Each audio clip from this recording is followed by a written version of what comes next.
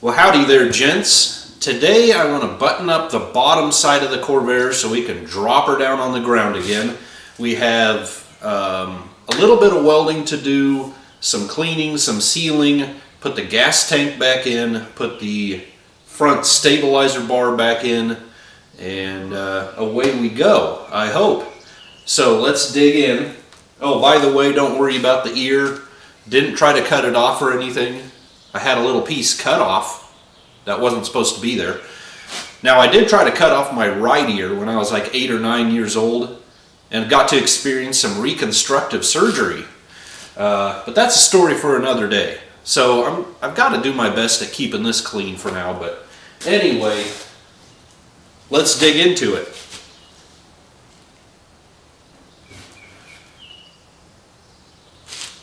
These things are everywhere. Corvette, cool.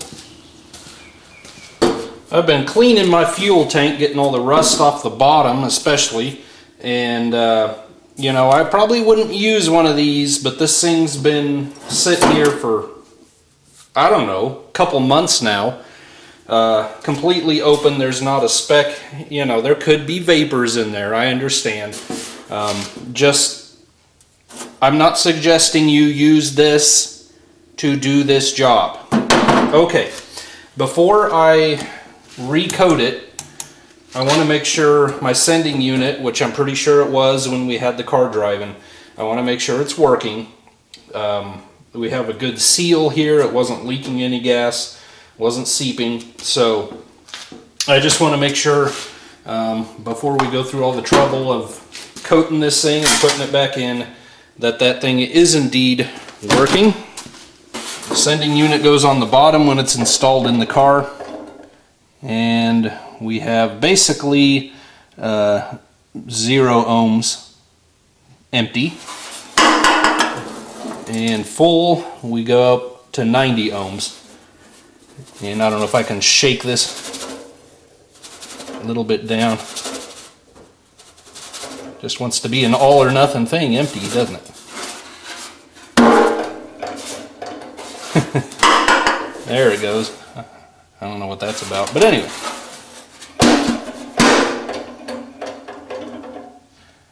Back down to 0. So anyway, it's working. So I think we can coat this.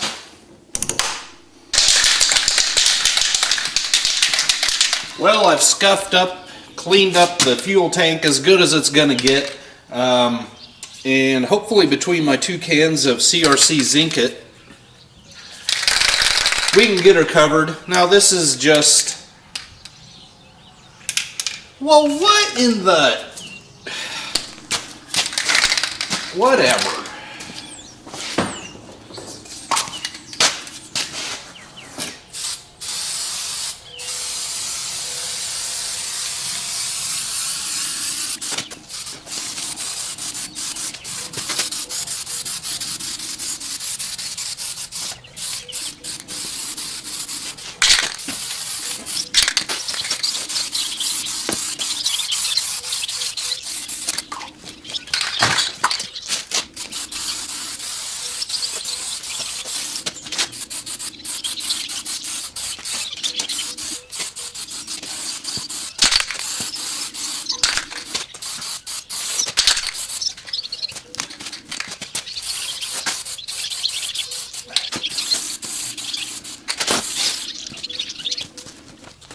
So there you go. This is what CRC Zinc-It looks like out of the can if you've never used the product. And you can actually come back when dry. You know, it's dry to the touch already, immediately almost, when it turns this light color. I would probably give it a little bit of time, you know, half an hour, an hour.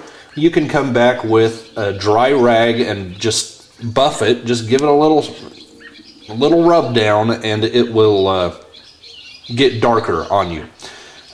Much like our Zinc-It test piece, it takes on the look of galvanizing that's been outside for years, and so will this, but this will, I'm just going to put it under the car. The protection, we might as well leave as much protection on it as we can, and I will just put it under the car like this, and it will actually take on this appearance eventually underneath the car, but it doesn't matter. It's under the car. But very solid tank. This just keeps the rust at bay. Okay, I've got her lifted about as high as I think I'm going to dare go here. We'll scoot under here and see what we've got going on.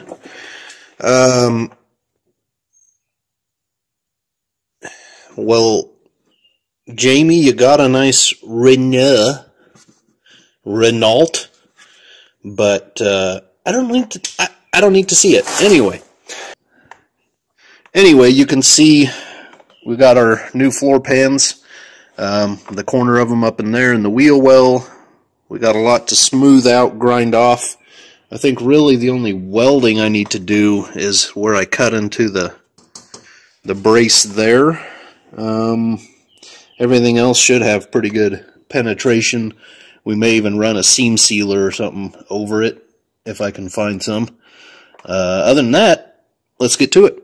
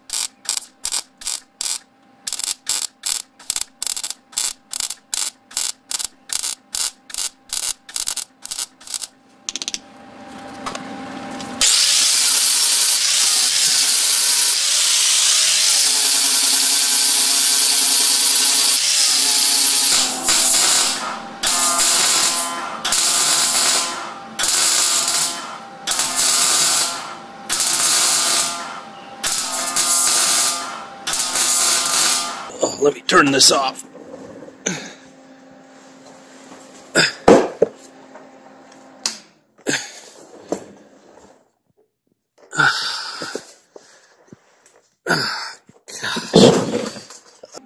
Got little all-metal stalactites.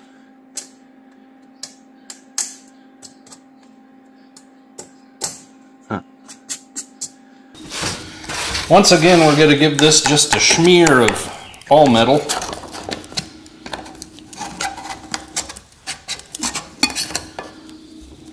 Just any pinholes that I happen to miss, this will take care of them. And you guys should know by now, I'm not trying to win any awards with this vehicle. I'm just trying to get it going. Just trying to enjoy it. And so far, I've been unable to keep my hands off it long enough to do that, you know. But I suppose a floor is kind of necessary for enjoyment. So there we go.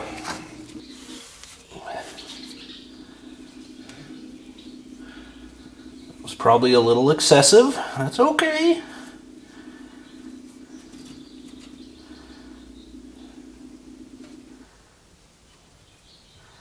There we go. Now, while that cooks down there, I am going to start scrubbing down the rest of my sheet metal. I don't have any acetone, which is what I would have started with, but this is VMP, naphtha, VMNP, I don't know what that means, and naphtha thinner, and a scuff pad, and get ready to think funny thoughts, I guess.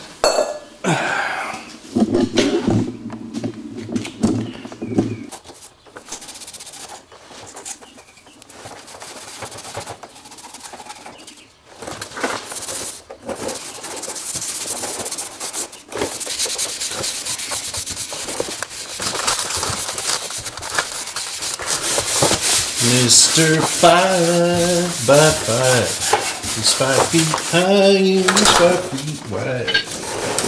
He measures no more from head to toe than he does from side to side. Mr. 5x5.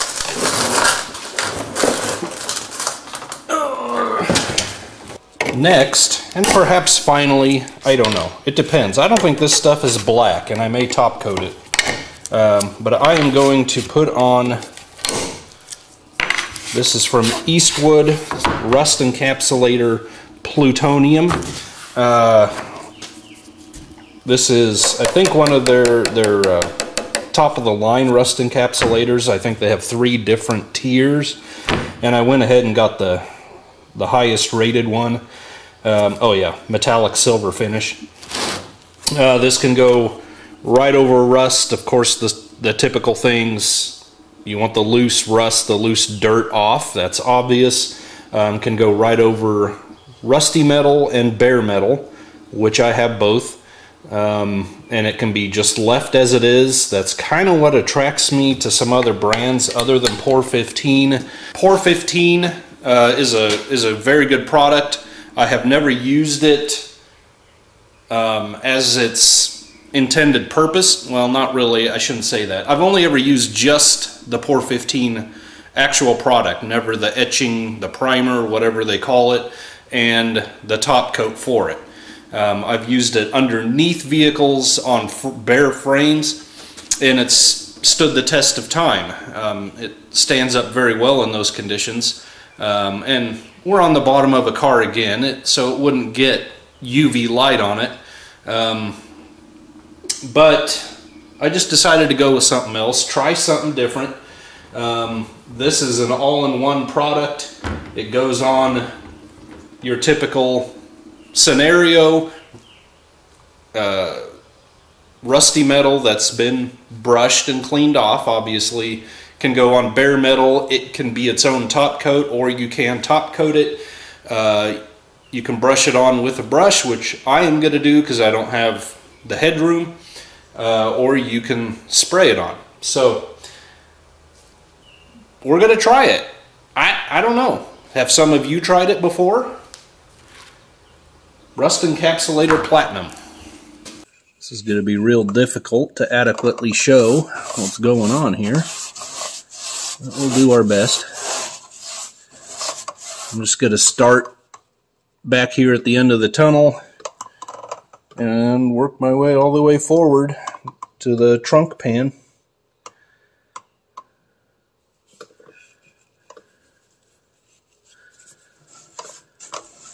Oh, yeah, that was great.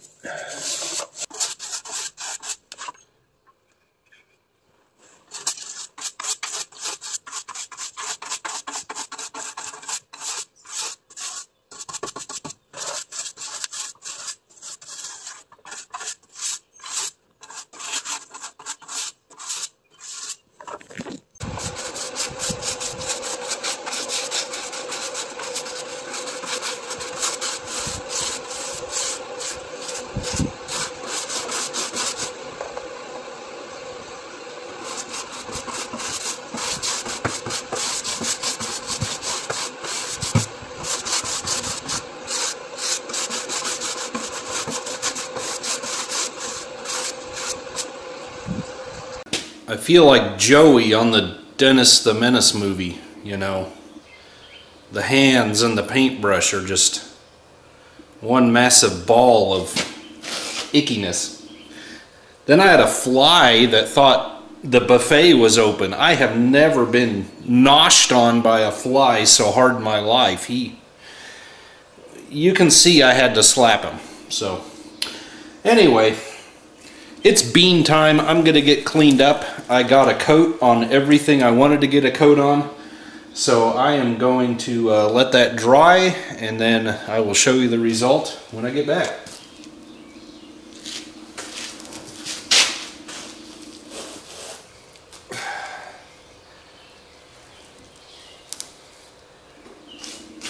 That's plutonium, all right. Okay, now that we have all of that taken care of, all that bare sheet metal, all the rusty metal, everything encapsulated, sealed, coated, ready to go. Now, I normally don't undercoat restored vehicles that I do. First of all, you consider what you do with the vehicle you have restored. You're not on salt-covered roads every day. You're not driving down muddy dirt roads or whatever. You tend to baby it. You tend to drive it only once in a blue moon when it's dry. Sure, you may get caught in the rain every now and then. No big deal. But pretty much anything you do on these old cars, as far as paint, you know, coating it with something, it's going to be better off than your typical daily driver. Now here in Kansas, you know, vehicles, especially where I live here, very sandy soil, cars aren't rusting out within the first 25 years of use. You know, it's just not typical to see a rusted out car driving around in Kansas. Farm pickups that get out in the pastures, the mud, that's a different story. Where I grew up 2 hours east of here, very thick, very black clay, gumbo type of soil. You drive down a wet dirt road where I grew up, you're just going to slide sideways right into the ditch. You know, it's just slicker than snot, builds up in the cab corners and the wheel arches and so forth, and it just stays there. You got to keep on top of washing that stuff out of there, because it'll just trap the moisture and hold it right against the sheet metal. So that's a different story. You know, farm pickups can start seeing rust within 10 or 15 years in those cases, but that is not a typical environment for a restored car. Having said that, this thing already had an undercoating on it, and I kind of want to blend, especially in the wheel openings up front, our patch panel. I kind of want to blend all that back together, so I'm going to recoat it or touch it up, and then probably might as well just everything we put the rust encapsulator on, we might as well just hit it with this.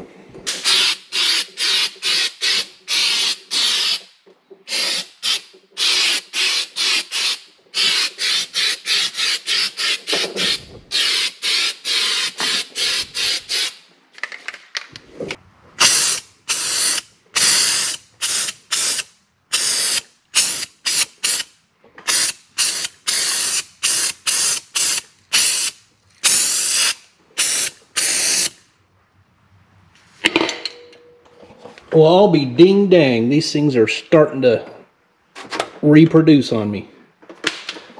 Goodness.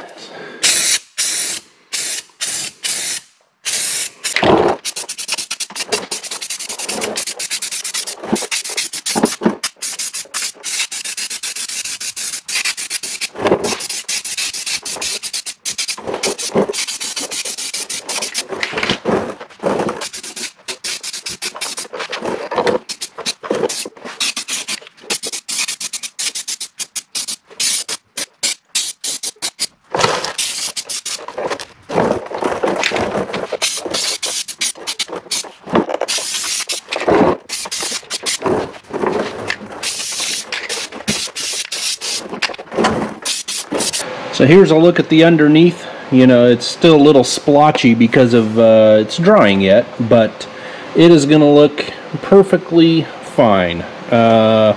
Again, probably not what I would choose to do under normal restoration circumstances. You know, we'd typically strip the whole thing down, clean it all up, seal it, paint it, and away we go. But this car is different. My own personal car, a car I plan on using a lot more than your full-on typical restoration type thing. And honestly, like I've said from the beginning, this project is get it up and going as cheaply and as simply and as quickly as I can, so that we can enjoy it. The more time, the more money you invest in something, the less enjoyment happens, right?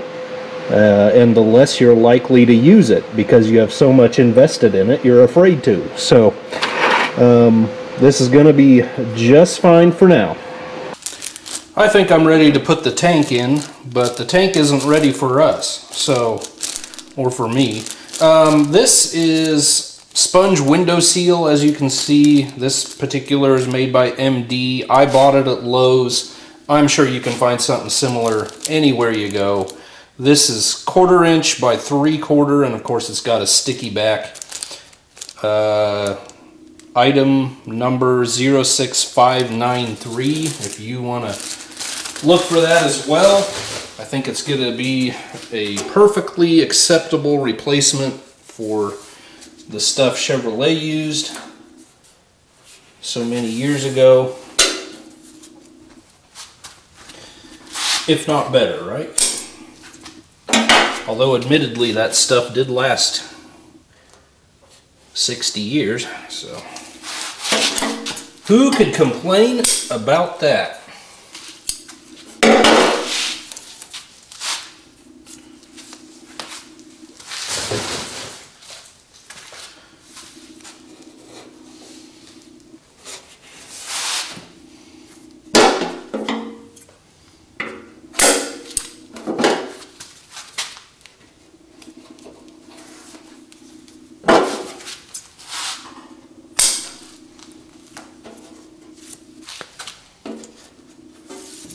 There we go. And you really don't need to take my advice about anything. Honestly.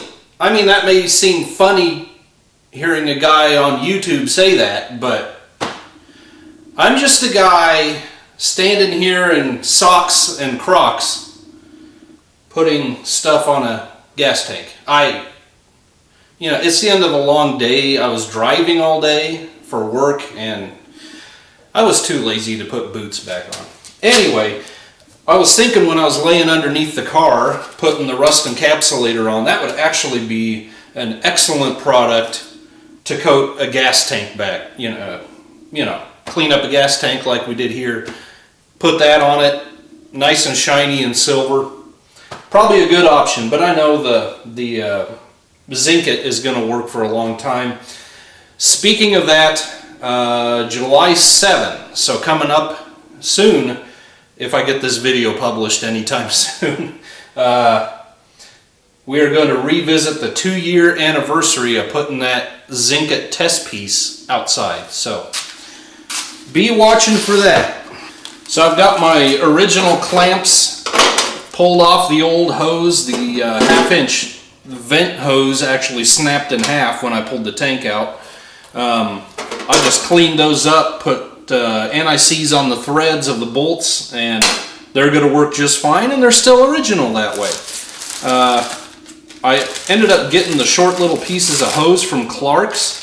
It costs like, you know, it's ridiculous. These two are $13, but honestly, I mean, this stuff is just out of sight, right? I thought I'd be smart. That was $13, and then the shipping was like $10 or $11. I thought I'd be smart. I started looking around. It's 1¼ inch, I believe. Or is it 1 3/8? It's a very odd size. And I found some at O'Reilly's. Not everyone keeps it in stock or in their warehouse.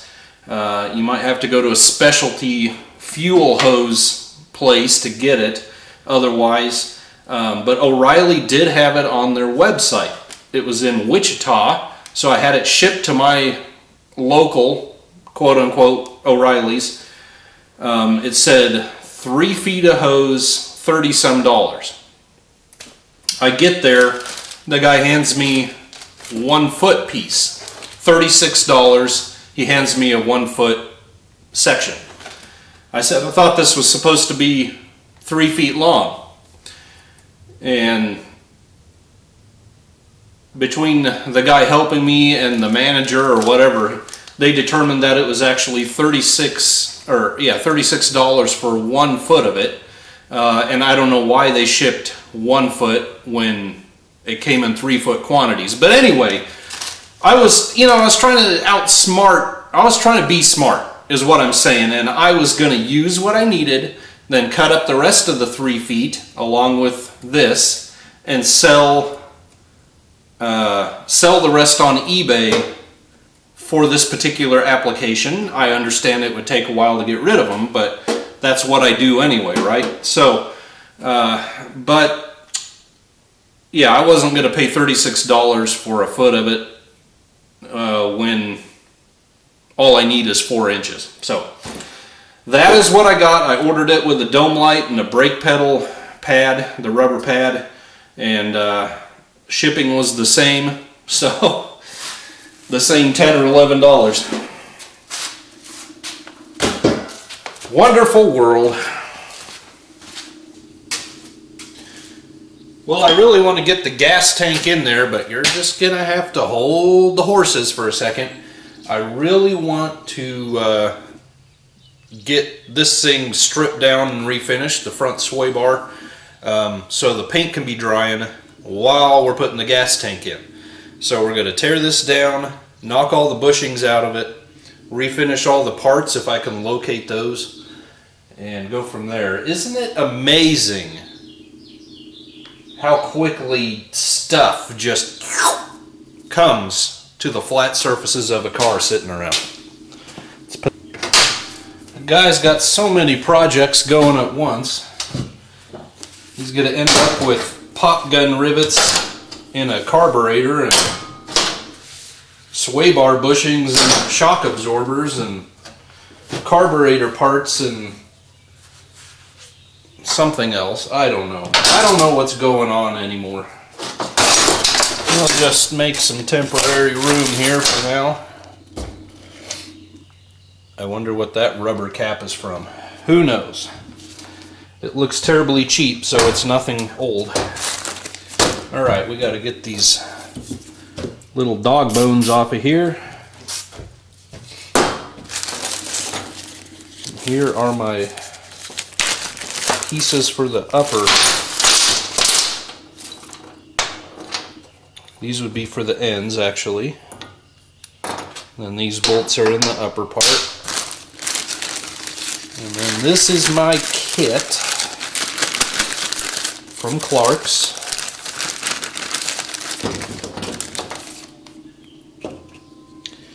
So we've got the little ones, we got the wide ones, and we got the big old end ones.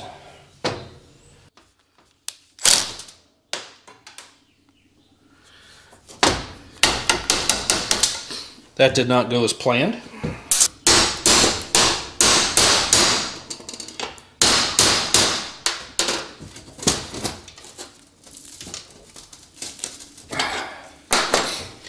And I know we'll be able to figure it out under the car, but I might as well make a mental picture here. When that,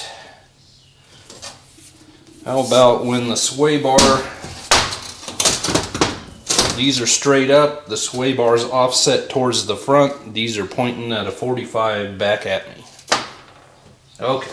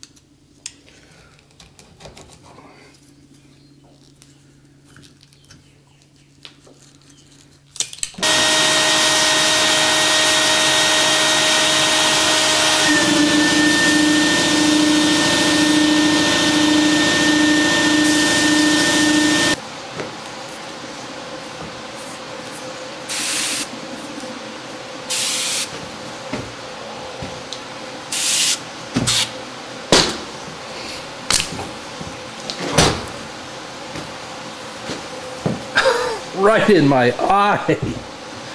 Well, I can confirm Fway cleans your eyeballs really nice.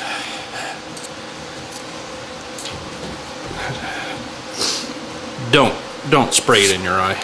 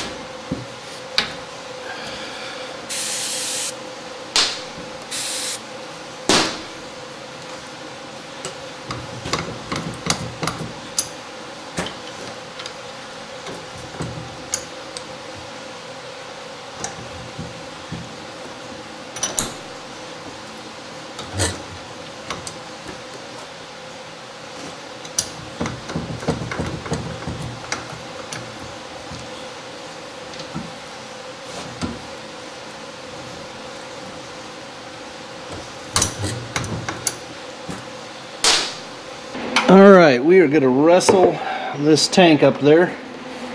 I've got my hoses on there but no clamps. I'm thinking maybe I can orient the clamps a little better once I get this up there.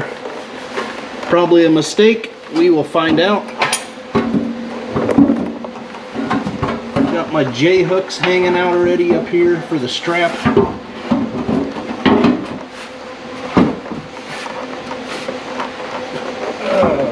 And the strap is right here.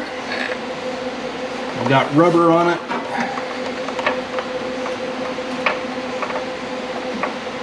Okay, get this first. Well, don't come out of your hook point. That's not what I want you to do. Line you up here. I know you can't see this right now. Probably. I'm gonna put the nuts over here. That one. Come on, just start for me. Okay. You probably can't see this one either, come to think of it.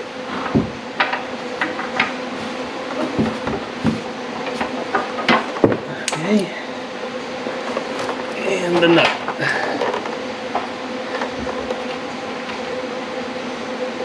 Alright.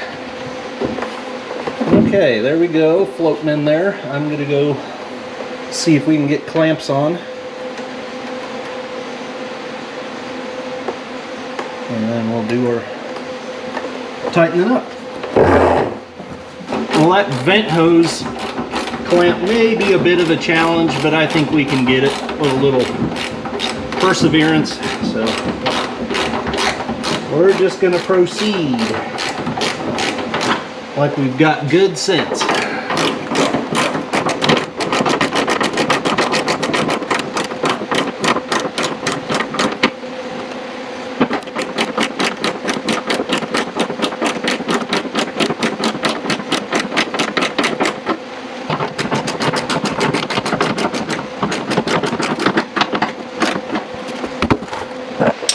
Alright, so here's a look at what we got. Now that I've done it once, I'm an expert, right? No. My recommendations, however, having done it, is put the hoses on when the tank is out, which I did. Point both of your big fill hoses to the southeast. Okay, 4 o'clock, 5 o'clock, something in there. And the same with the vent hose attached to the tank. And then slide this dude in, and you can get your vent hose started and deal with that clamp before you put the fill, make that connection. That way you can have it pulled out farther. Then once that's on, go ahead and slip the big one in and tighten that down. I think it would be even more difficult with modern worm gear clamps. And then on the vent hose, I ended up just using these constant tension wire style clamps with these pliers. My original little clamps didn't seem to want to go over that hose, so I don't know if it's just a touch bigger or if my clamps just weren't wanting to enlarge. You know, they were fighting me is what I'm saying. So I decided to go with those, and I'll keep the original ones in my Corvair stash of parts. I took out my little service loop with the fuel filter that I had going on in here. We don't need that anymore. We have a short piece of rubber underneath the engine shroud, and I will probably put an inline filter under there. That way it's still in there. I just like having a fuel filter other than the ones in the carburetors, you know. And that'll be fine. So you just got a short thing out of the way again, like it's supposed to be. Put in a new ground screw. We got our wires. Tank is in 100%. So let's do sway bar link.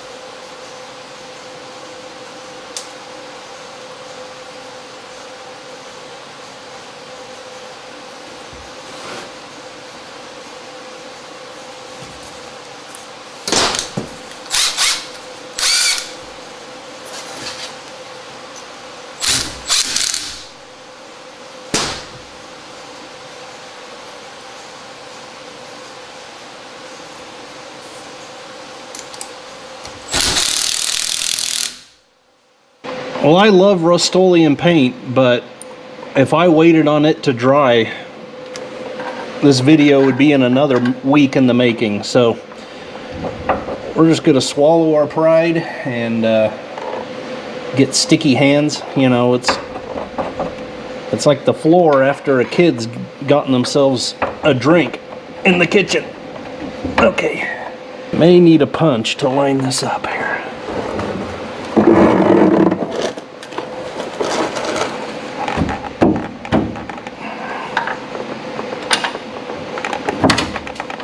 Here's one sort of.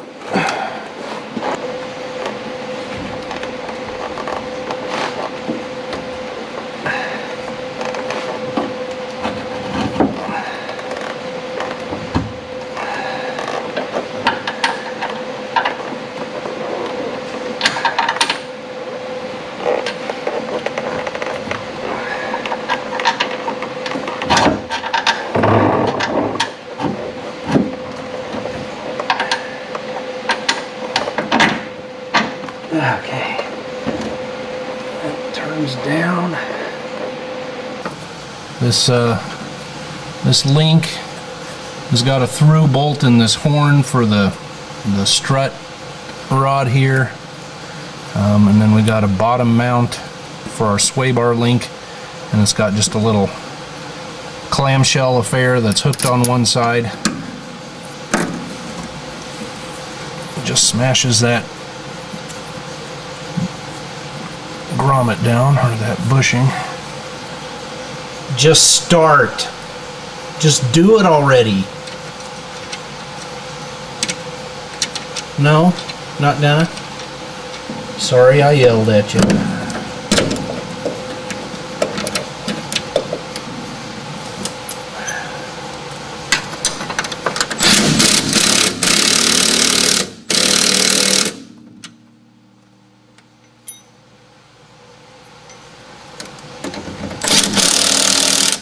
Alright, one last look underneath, just seeing what it's looking like.